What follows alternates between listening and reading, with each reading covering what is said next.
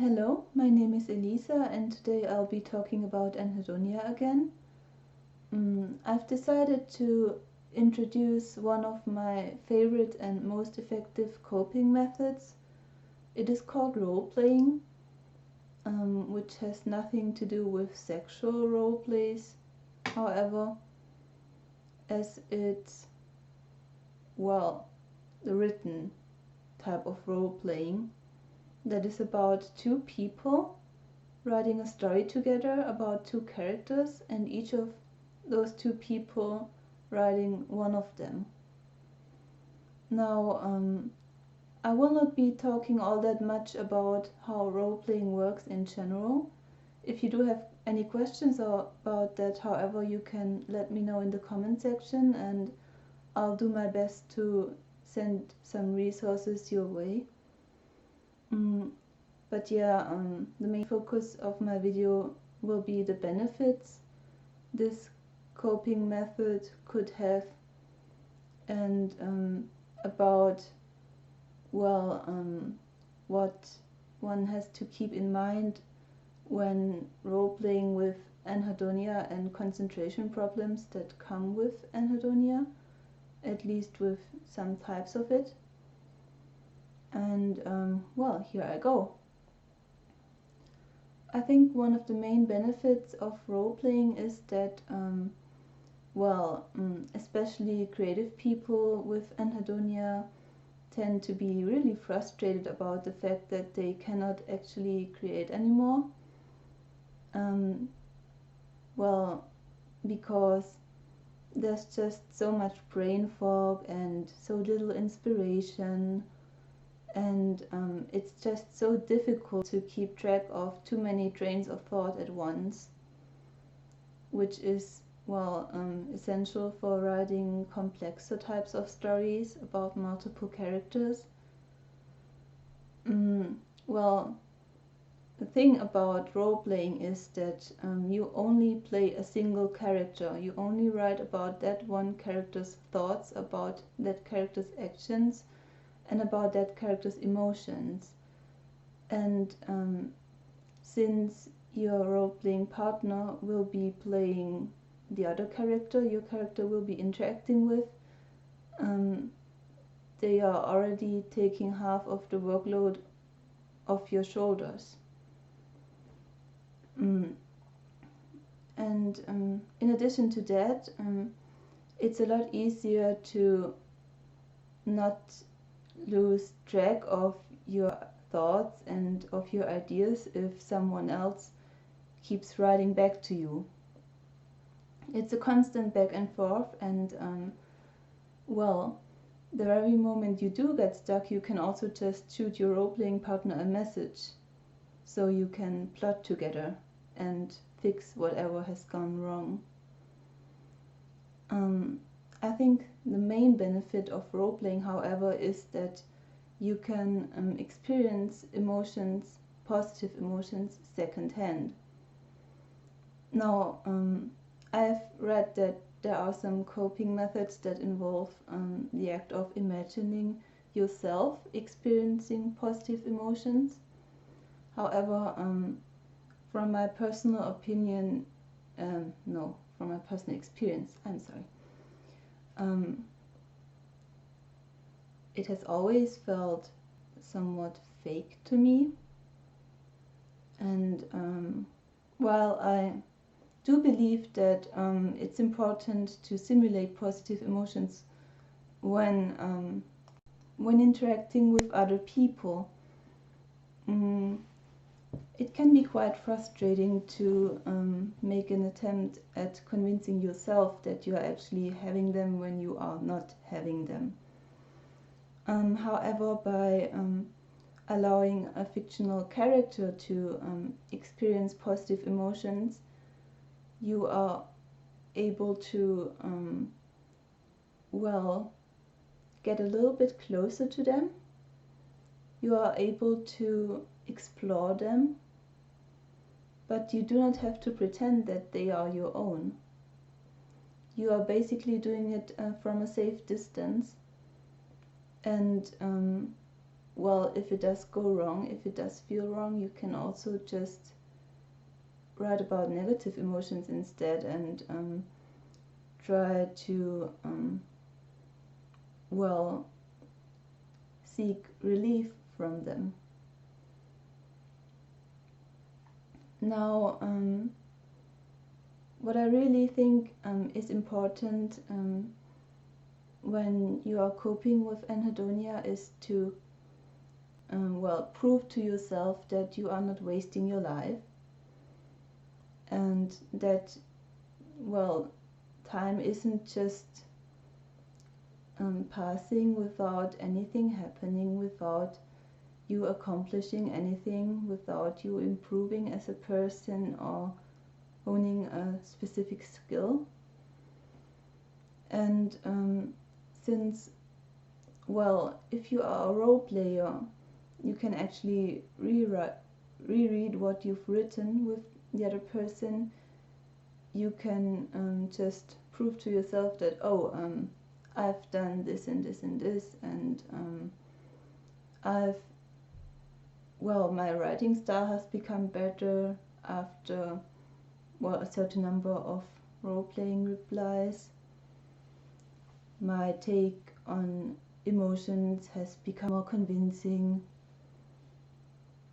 Or maybe you've just simply made a good friend, because well, especially in role-playing communities, a lot of people are the survivors of mental illnesses, and well, in any kind of healthy role-playing environment, there's a huge focus on mutual encouragement, on, well, improving one another's self-esteem and self-confidence, and on cheering each other up, because it can be a really effective escape from any kind of harsh reality.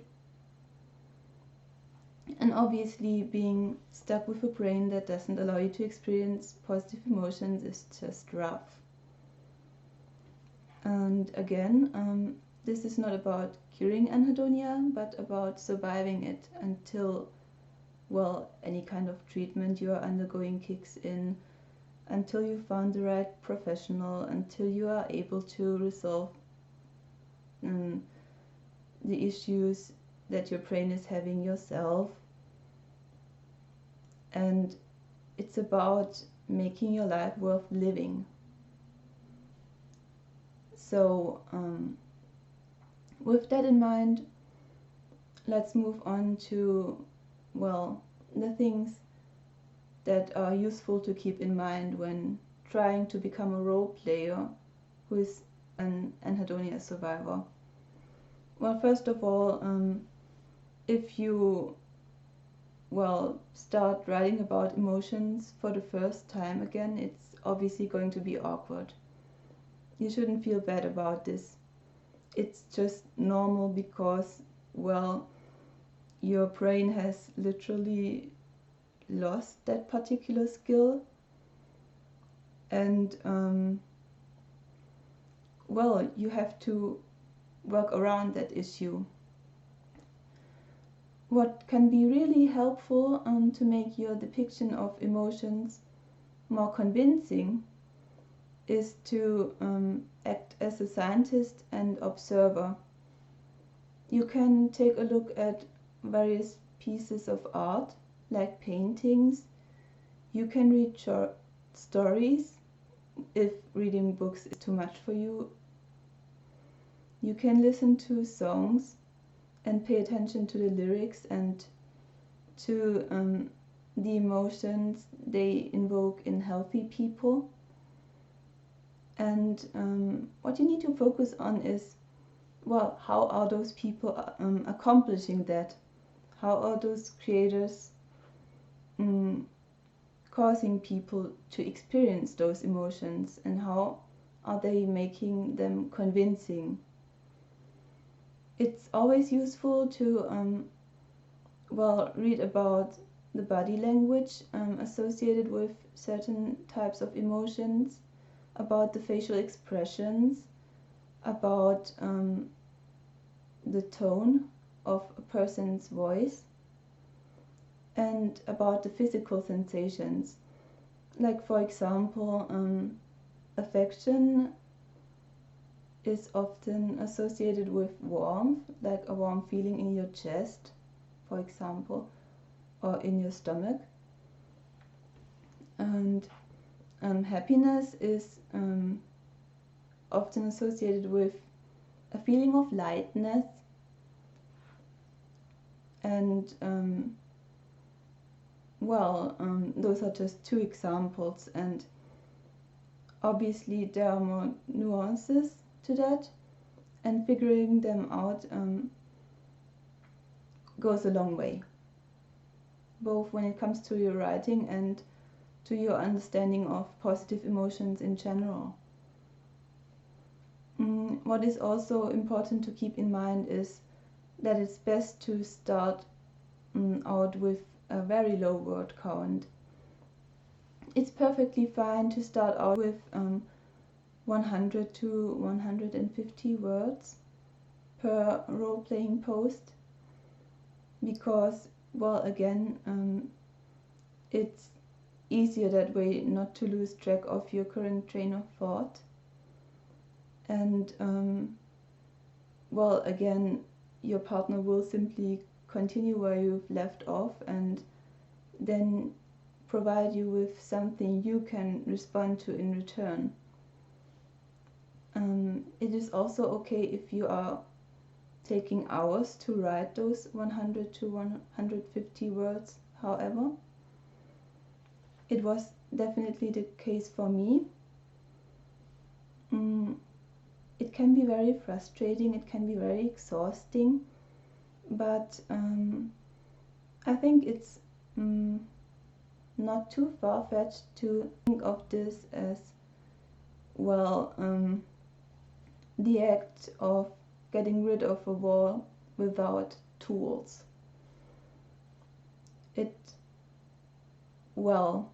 First, there will only be tiny cracks. You will barely notice them. And bashing your head against the wall, scratching at it with your bare fingers, it is also painful. But at some point the scratches and cracks will add up and the wall will break down. It can be a really sudden development, at least that was the case for me. And even though your concentration or your ability to write may not return completely, you may be able to at least accomplish something in that regard, and get a little bit closer to picking up writing as a hobby, or becoming a writer again after you've become unable to be one due to your condition. What is also really important to keep in mind is that you should never become too dependent on your role-playing partner. Like, you can form very meaningful friendships with them, but in the end,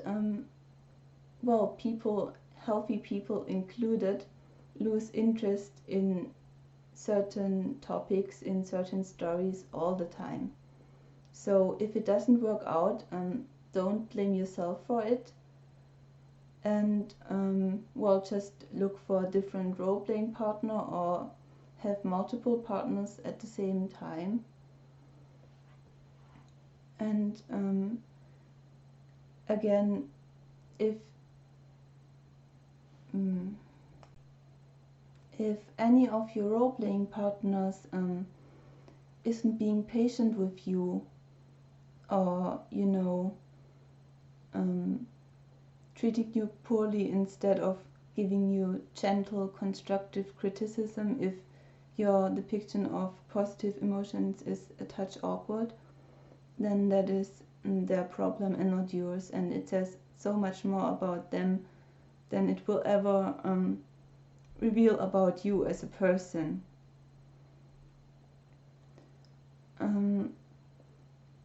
When it comes to the characters you can play as, the possibilities are virtually endless.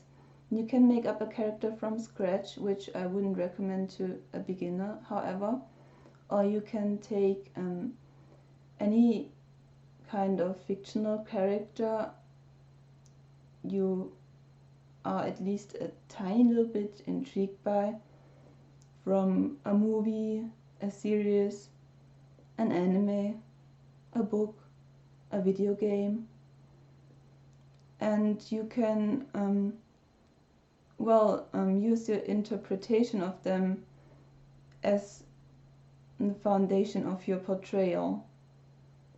And you can also, if you go for the latter approach and use a character that already exists, you don't have to make up their way of experiencing emotions from scratch. You have something you can base your depiction of emotions on. Well, in my case, it most likely isn't very difficult to imagine which types of characters I'm role-playing as. I mean, look at my Slytherin self. Teehee. Jokes aside.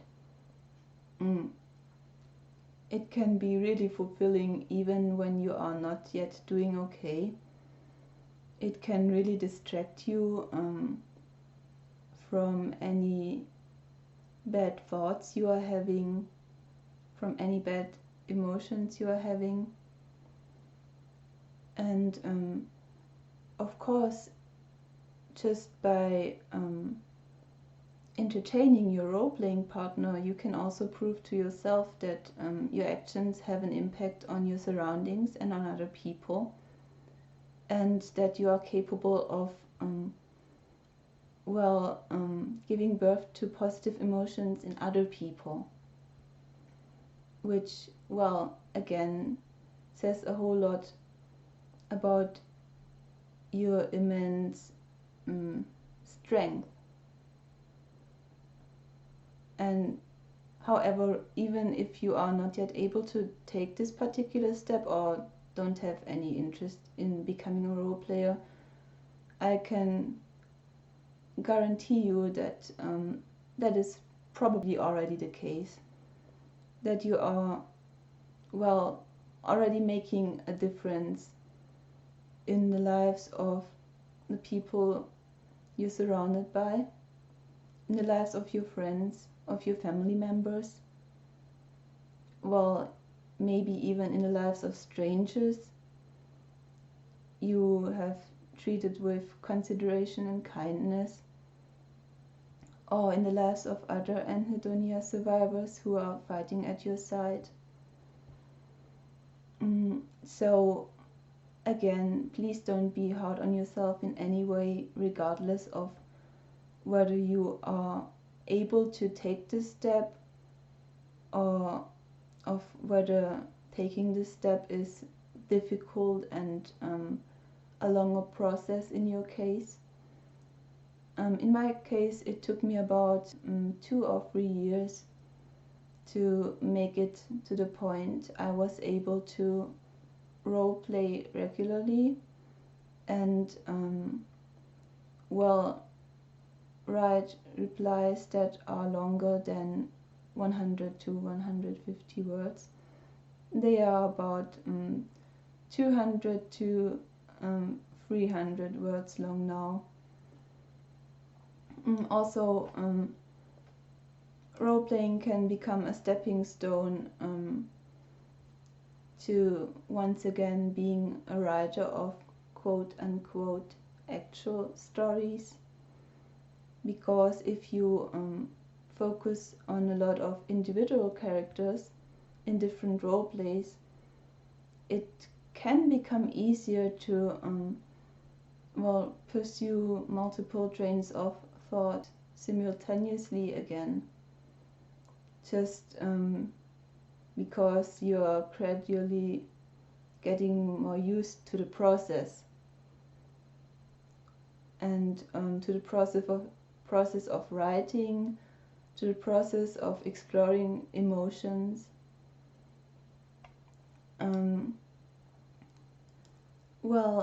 I really hope that this video was of some use to you.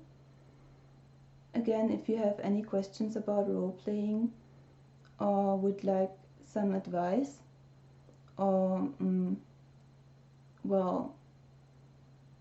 just want to be listened to, you can always reach out to me on Twitter. I'm including the link in the description. As always, please take care of yourselves, please be kind to yourselves, and keep fighting. You are not alone. Bye bye.